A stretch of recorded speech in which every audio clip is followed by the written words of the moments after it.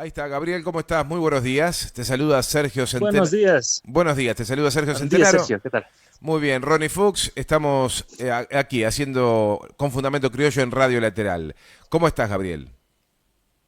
Muy bien, Sergio. Estamos acá. Llovió el día de ayer acá en la sede de gobierno en La Paz. Y hoy amanecimos con el cielo un tanto nublado, pero que de a poco ya empieza a despejarse también. Bien, bien. Bueno, me pasa con un compañero con quien conversamos asiduamente en el programa y nos llama mucho la atención que en el transcurso de 3 días o 4 días, la información que se acumula es mucha. ¿Ocurre esa misma lógica en Bolivia? Sí, sin lugar a dudas, la coyuntura política se mueve pues vertiginosamente y a veces nos ganan los acontecimientos, la narración de los acontecimientos, la coyuntura nos va ganando, pues el propio análisis y las acciones que se puedan tomar, ¿no? Estamos en tiempos, creo, álgidos en toda la región, pasa en Argentina, en Venezuela, en Ecuador, en Perú, en Chile y por supuesto también en Bolivia. Ayer se conoció, confirmame esto o lo rectificamos, la designación de una nueva canciller de Bolivia, ¿puede ser? Sí, sí, así es. El gobierno de Luis Arce ha nombrado una nueva canciller. Se estaban acercando ya los casi 30 días sin poder, más de 20 días sin poder, nombrar, designar en realidad una nueva canciller. Entonces, sí, ya se designó, es una compañera tarijeña, que formó parte del primer gabinete de Evo Morales también, allá por el 2006. Esto llama la atención porque se puede ver desde dos lógicas, ¿no? Que el gobierno está cediendo un poco al bloque de Evo Morales, denominado por ellos mismos los radicales, o por otro lado, que más bien su nivel de cooptación ha crecido, incluso involucrando a ex autoridades muy afines a Evo Morales, ¿no? Dos interpretaciones que se pueden dar. Y bueno, esperemos que Bolivia tenga mejores días en las relaciones diplomáticas. Lamentablemente, por ejemplo, con el Paraguay, con el ex embajador Mario Cronenbol, se tuvieron ásperas relaciones diplomáticas con relación a un TikTok realizado por este señor, ¿no? Mario Cronenbol haciéndose la burla de los paraguayos. Esto terminó declarándolo persona no grata y finalmente, pues Cronenbol fue llamado a consulta acá a la Cancillería y destituido del cargo. Ujú. Eh, uno se pregunta, Gabriel, hasta dónde llegarán, por ejemplo, las tensiones al interior de lo que es el Estado plurinacional, ¿no es cierto? ¿En qué situación está la oposición de gobierno? ¿En qué situación está el gobierno hoy, políticamente? Si está fortalecido, cuál es el grado de aceptación y de buena imagen de la que goza Lucho Arce. Y en ese contexto, oposición, imagen de la oposición, imagen del gobierno, ¿en qué lugar aparece el movimiento del socialismo que abraza la figura de Evo Morales? Sí, como lo hablamos la anterior semana, sin lugar a dudas, pareciera que la lógica en todo el campo político, desde la derecha y centro derecha, se ha consolidado, y lamentablemente también en el campo político del gobierno se ha consolidado en todos menos Evo, ¿no? Que todo puede pasar en Bolivia, cualquiera puede asumir el poder, pero siempre y cuando no sea Evo Morales. Pareciera que esa es la estrategia, esa es la premisa que se han planteado tanto la administración gubernamental de Luis Arce como diversas figuras opositoras. Dicho sea de paso, lo hablábamos en el anterior programa, muchas figuras opositoras han resucitado gracias a la actual administración de Luis Arce Catacora. No es el caso de, por ejemplo, el alcalde de La Paz, Iván Arias, quien fue ministro de Obras Públicas de la señora Janine Áñez y que hoy es alcalde de la ciudad de La Paz. No se le inició ningún proceso, no se le metió a la cárcel, cuando se tenía todos los elementos fácticos y prueba documental para hacerlo. Por otro lado, tienes también a el actual alcalde de la ciudad de Cochabamba, el señor Manfred Reyes Villa, ex militar del servicio pasivo, que desde Estados Unidos colaboró para el ámbito del golpe de Estado, la construcción del golpe de Estado en noviembre del 2019 y que, por ejemplo, durante el gobierno de Luis Arce Catacora, por intermedio de su ministro Iván Arias, perdón, por su ministro, mire cómo se van confundiendo los nombres entre los funcionarios gubernamentales y los funcionarios de la derecha, porque prácticamente son lo mismo, su ministro de Justicia, Iván Lima, pues desestiman 11 procesos en su contra. Archivan 11 procesos en su contra y resucita la figura de Manfred Reyes Villa como el principal líder y con la mejor imagen desde el ámbito de la oposición al movimiento al socialismo, desde la vereda del frente. ¿Qué está haciendo ahora la comunicación o el periodismo o las grandes empresas que uno puede considerar hegemónicas o que están inclinadas hacia la derecha o históricas empresas de comunicación que están, bueno, atrás de los grandes negocios en Bolivia? ¿Se están plegando al discurso y a la imagen tanto del gobierno como cuidando a la oposición? Mira, durante el gobierno de Evo Morales se tenía el Ministerio de Comunicación, una entidad totalmente independiente, ¿no? Un ministerio como tal. Durante la época neoliberal, antes de Evo Morales, se tenía el Viceministerio de Comunicación que era dependiente del Ministerio de la Presidencia. Por ende, recibía directrices estrictamente políticas para la comunicación. Esto fue deconstruido por Evo Morales y posteriormente, durante el gobierno de facto de Yanine Áñez, vuelve a cerrar el Ministerio de Comunicación y lo vuelve una dependencia más del Ministerio de la Presidencia. Actualmente, el presidente Luis Arce Catacora no ha cambiado esa disposición, ha mantenido esa disposición y actualmente ese viceministerio de comunicación desde Yanine Áñez hasta la fecha y durante el gobierno de Luis Arce es pues dependiente del Ministerio de la Presidencia y recibe instrucciones estrictamente políticas, ¿no? Por ende, la pauta publicitaria que se negocia anualmente con todos los medios, pues sale del Ministerio de la Presidencia con directrices políticas que están manteniendo artificialmente la imagen positiva, si se quiere, de Luis Arce Catacora. Si antes se hablaba en Bolivia del cártel de la mentira, encabezado por Unitel, El Deber y Página 7, hoy tienes a esos mismos medios, con exclusión de Página 7, un periódico que ya cerró por quiebra al no poder pagar los beneficios sociales a sus trabajadores, tienes todo el resto de los medios privados, incluidos los medios estatales, el periódico estatal, por ejemplo, ahora El Pueblo, tienes la Agencia Estatal de Noticias, ABI, Agencia Boliviana de Información, la televisora Bolivia TV, que se ha constituido en la misma línea discursiva que los medios que en su momento atacaron a Evo Morales, ¿no? Y que si tú prendes la tele, haces un mapeo de los medios bolivianos, vas a encontrar la misma línea comunicacional discursiva en contra de Evo Morales y tratando de lavar la imagen de Luis Arce Catacora, ¿no?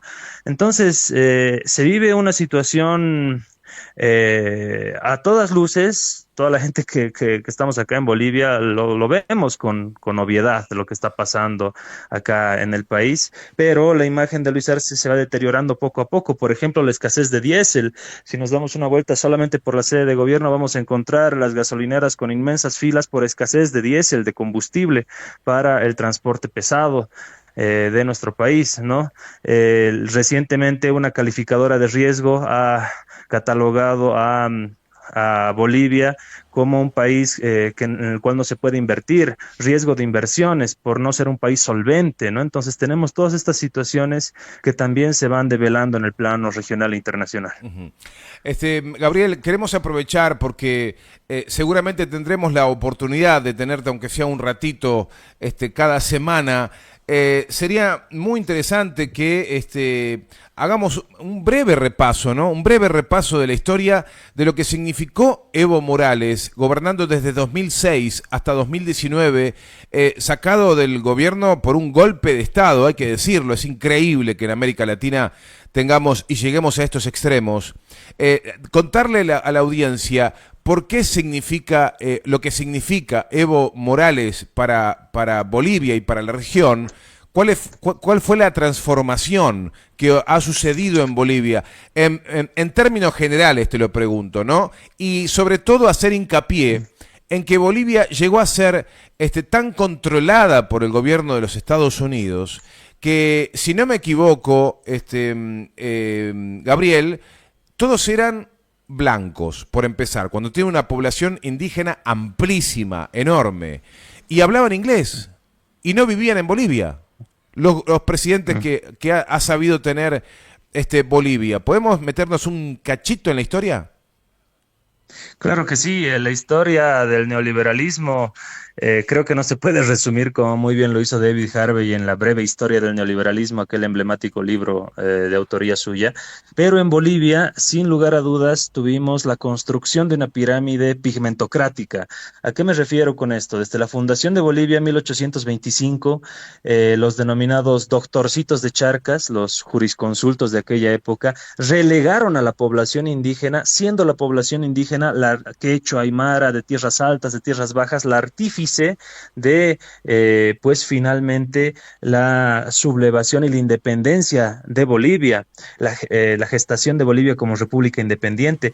En el Acta de la Independencia de Bolivia, que está en la ciudad de Sucre, si revisamos el Acta de la Independencia, no figura ni un solo apellido indígena, ni un solo apellido ni nombre de ninguna mujer, por ejemplo, cuando tuvimos a la gran generala Juana Zurduy de Padilla, más reconocida en Argentina que en Bolivia, por ejemplo. Esos denominados doctorcitos de Charcas, jurisconsultos de la Real Audiencia de Charcas de Chuquisaca, se negaron también a pagar la renta vitalicia a la generala Juana Zurduy de Padilla, que había sido ordenada, instruida por el general, por nuestro libertador Antonio José de Sucre, juntamente con Bolívar, ¿no? Entonces, desde esa época se tiene una suerte de relegación hacia la mujer y hacia el movimiento indígena campesino.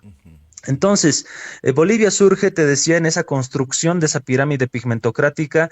¿Por qué pirámide pigmentocrática? Porque primaba para la ostentación de cargos públicos, para la ostentación en el poder judicial, ejecutivo, legislativo, económico, financiero del país, el color de tez. Mientras más blanca era tu color de tez, estabas arriba de esa pirámide pigmentocrática. Mientras más morena era tu color de piel o tu tez, más abajo de esa pirámide pigmentocrática estabas. Eras la base de esa pirámide pigmentocrática. Como tú muy bien lo dijiste, 60% de la población boliviana es indígena. Tiene raíces aymaras, quechuas, guaraníes. Y se ha vivido durante todo ese periodo una negación de nuestra propia identidad indígena, que ha sido rescatada por Evo Morales juntamente con muchos movimientos indianistas, indigenistas del país, que han nuevamente valorizado la identidad indígena, ¿no? Que por nuestras venas, que por las venas de todo boliviano, corre sangre indígena, corre sangre aymara, corre sangre quechua. Esa reivindicación de la identidad indígena, pues gestó, por ejemplo, en el 89, la Marcha por la Vida, Tierra y Territorio. Tuvimos la Guerra del Agua el 2000, la Guerra del Gas el 2003 y finalmente, por primera vez en la historia de Bolivia el 2005, la elección de un presidente indígena como fue Evo Morales a la cabeza del poder, a la cabeza del gobierno, con múltiples transformaciones que, bueno, ya son de conocimiento público de la región y del mundo, ¿no? Pero parte de eso, parte de la deconstrucción de esa pirámide pigmentocrática muy arraigada en la raíz boliviana, como también lo está, por ejemplo, en el Perú. Si tú visitas Lima, vas a encontrar una ciudad de Lima altamente racista, altamente clasista, ¿no? Que se mueve todavía por esas lógicas del color de piel. Entonces, Buenos Aires, en determinado momento, con los migrantes bolivianos, paraguayos, ¿no? Tienes esas lógicas altamente racistas en Latinoamérica que todavía no han sabido reivindicar, ni siquiera reconocer su identidad indígena. Es lo que pasó en Bolivia y pues en el ámbito estrictamente el plano cultural, antropológico, si quieres, fue un cambio cualitativo para empezar a plantearse políticas de Estado propias desde nuestra propia identidad, valga la redundancia, apartándonos de los viejos paradigmas norteamericanos. Por ejemplo, en el trópico de Cochabamba tenías una base militar norteamericana y operaban los Boinas Verdes de Estados Unidos, ¿no? En la base militar de Chimoré. Tenías directrices de la NET de Estados Unidos, directrices de USAID, eso como parte del colonialismo norteamericano. Si revisamos y para que la gente pueda ver también videos, bibliografía con relación a esto, Invasión USA es un documental que te narra todo el colonialismo norteamericano incrustado en Bolivia desde aquellas épocas que te voy hablando, ¿no? Y pues esas estructuras de el colonialismo europeo, el eurocentrismo, el antropocentrismo, se llegan a incrustar en la sociedad boliviana. Por eso era una sociedad dividida, como lo llamó Fausto Reinaga en algún momento, la Bolivia india versus la Bolivia blanca, ¿no? Entonces, estamos hablando de todo ello que tiene múltiples matices y pues no nos alcanzaría el tiempo para abordarlo completamente y a detalle. Absolutamente. ¿Y cuándo deja de ser república Bolivia y se convierte en el Estado plurinacional de Bolivia? A partir de la promulgación de la nueva Constitución Política del Estado, el año 2009, 7 de febrero del 2009, tenemos la construcción de un proceso denominado el proceso constituyente, que fue duramente atacado, ¿no? Fue duramente reprimido. Muchas personas murieron también en estas revueltas por el proceso constituyente. De hecho, se trasladó de la ciudad de Sucre a la ciudad de Oruro. Finalmente se tuvo que aprobar la Constitución en Oruro, en un cuartel militar, porque existían todavía todos estos grupos de poder que habían perdido pues sus privilegios de ni siquiera de clase, sus privilegios de casta en Bolivia, que venían históricamente de esta pirámide pigmentocrática que te hablo, ¿no? Por el hecho simplemente de ser blanco, por el hecho de tener un apellido europeo, creían que tenían el poder divino prácticamente de manejar los hilos del país. Y cuando Evo Morales les pone freno a ello, pues toda la gente que había perdido esos privilegios se subleva, ¿no? Y con el poder económico que tenían, pues generan también jornadas de desestabilización, como pasó en Venezuela, por ejemplo, ¿no?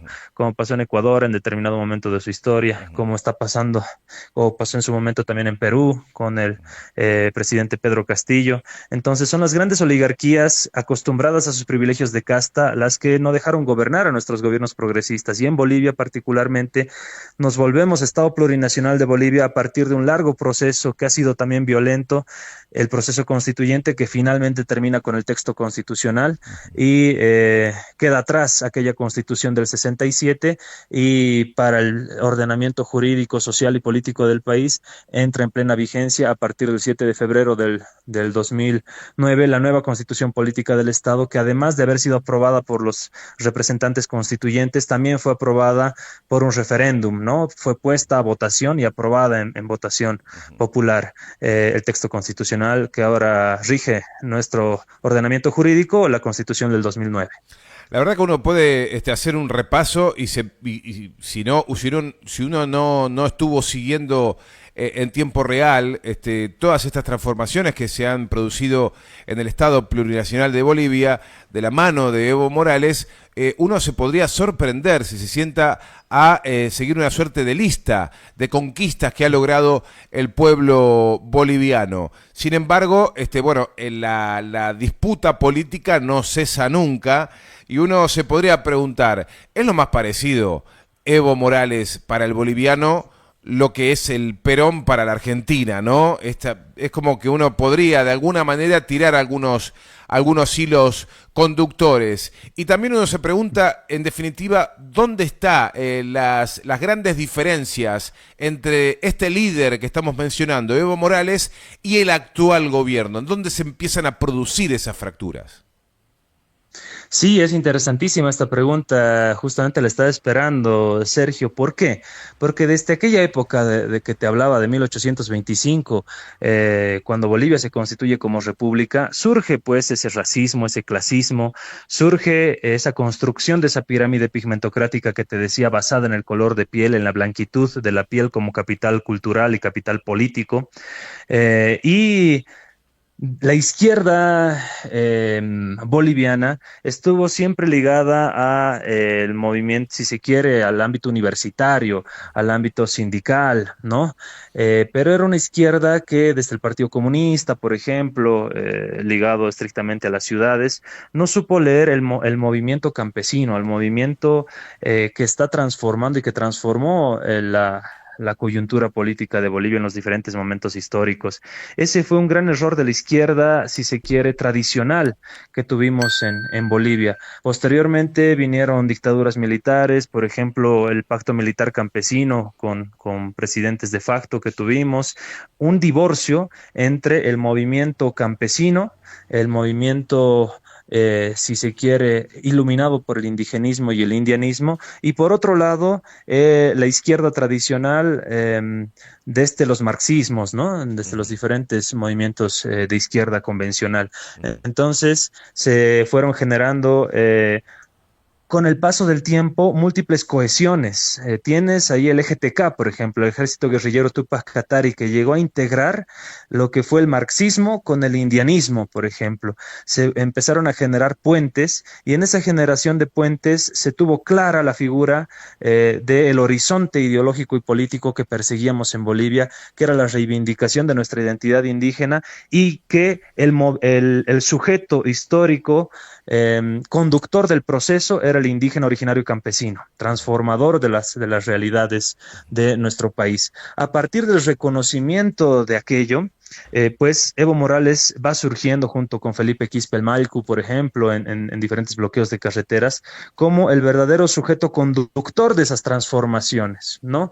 Es por eso que se van integrando muchos intelectuales, es el caso de Liner, hay muchos otros, que siempre han reconocido esa conducción del proceso de cambio por el sujeto histórico indígena originario campesino a la cabeza de Evo Morales, ¿no? Nunca han tratado de apropiarse de ese proceso porque pues tenían una clara conciencia y una clara convicción de la construcción que se estaba dando, la construcción política que se estaba dando. Lo que llama la atención ahora, querido Sergio, es que sea un Luis Arce Catacora el que esté recurriendo a esas viejas lógicas de aquella pirámide pigmentocrática, aquellas viejas lógicas de la blanquitud de la piel, aquellas viejas lógicas clasistas cuando él se dice yo soy académico, este es un gobierno de académicos, ¿no? Despreciando al movimiento indígena, despreciando al sujeto conductor de este proceso, que es el indígena originario campesino, y trate de él constituirse o autoproclamarse como el nuevo sujeto conductor de este proceso, siendo que desde el principio todos los intelectuales, académicos, sabíamos que nosotros simplemente estábamos acompañando, que la cabeza era el compañero indígena, ¿no? El compañero Evo. Entonces, aquella falta de conciencia se va perdiendo por Luis Arce Catacora a partir de pues la angurria de poder, ¿no? Se sentó en la silla presidencial y cambió totalmente. Olvidó que él simplemente acompañaba el proceso y ahora trata de pues constituirse como apropiarse en realidad del proceso y ser el sujeto conductor del mismo, ¿no? Lo cual es sumamente lamentable, se va apartando de los valores y principios enmarcados en la propia constitución política del Estado por los que hemos trabajado tanto, en los propios valores y principios del estatuto orgánico del movimiento del socialismo, por ejemplo el anticolonialismo, por ejemplo la lucha contra el racismo, la discriminación, ¿no? Tienes un presidente cuyo vocero presidencial, el señor Richter, dice y critica a un diputado indígena, como es el diputado Héctor Arce, ¿no? Le dice, usted vive en el Osadal. Por ejemplo, yo a mis hijas, mi hija mayor escribe en el periódico La Razón, mi otra hija escribe también en el periódico La Razón. Esa es la educación que yo les he dado. Y yo, por ejemplo, escribo en muchos periódicos de circulación nacional. ¿No te das cuenta cómo desde ese gobierno se desprecia al movimiento campesino? O sea, se dice nosotros sí somos los intelectuales que estamos allá arriba, los académicos, los docentes, y ustedes viven en el lodazal, los movimientos indígenas están ahí abajo.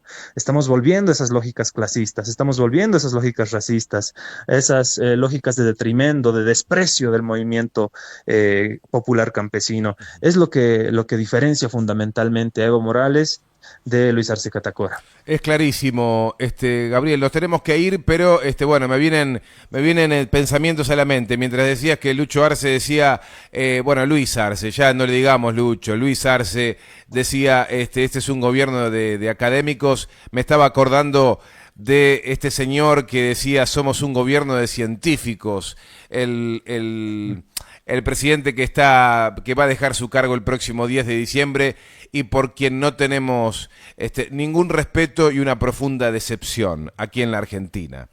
Nos vamos, Gabriel, y nos vamos con este cierre. Yo te propongo, si te parece, no solamente tocar temas de Bolivia, me imagino que será lo central cada vez que podamos tenerte un ratito, pero también dejo la puerta abierta si querés tratar temas que tienen que ver con la patria grande y con América Latina, ¿eh? Por supuesto que sí, Sergio, sería todo un placer y pues lo podemos analizar desde la perspectiva geopolítica. Estamos ya cumpliendo 200 años de la doctrina Monroe. ¿Qué ha hecho Latinoamérica con relación a ello? ¿Qué estamos haciendo? La integración regional, que es importante, y los desafíos que se vienen ahora con, por ejemplo, Milei en Argentina, Noboa en Ecuador y gente que está destruyendo desde adentro también las construcciones que se han dado en la época de Néstor Kirchner, de Lula, de Evo, de Correa, de Fidel, ¿no? Es interesantísimo. Temas muy, muy importantes, podemos abordarlos de interés para tu audiencia. Estaré sumamente interesado en disfrutar y aprender en cada una de tus intervenciones. Gabriel, te mando un abrazo muy grande. Un abrazo gigante, Sergio, y saludo a través tuyo a toda la gente que nos está escuchando. Muchas gracias. Hasta pronto. Gabriel Villalba Pérez es abogado, es analista político, comunicador, por cierto, compartiendo con nosotros más de la actualidad y de cuestiones políticas muy sensibles que nos ha compartido Gabriel, que están ocurriendo ahora mismo en Bolivia y que uno espera que se reacomoden y sobre todo el pueblo indígena, que es mayoritario, vuelva a tener esa representación que supo tener desde 2006 hasta 2019.